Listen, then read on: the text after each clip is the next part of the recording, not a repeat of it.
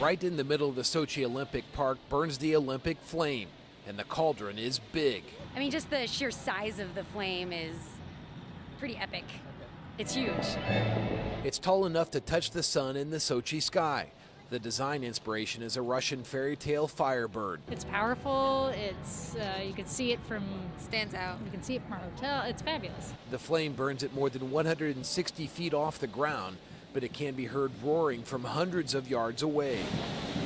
You could hear the fire, and I think just hearing that fire from the flame is, you know you're here. The mouth of the cauldron is 11.5 feet wide, and the fire burns 24 hours a day.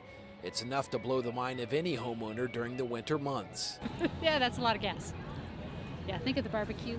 Yeah, it's a lot bigger. Russia, known for its natural gas supply, is certainly showcasing it here. Mark Carlson, Associated Press, Sochi.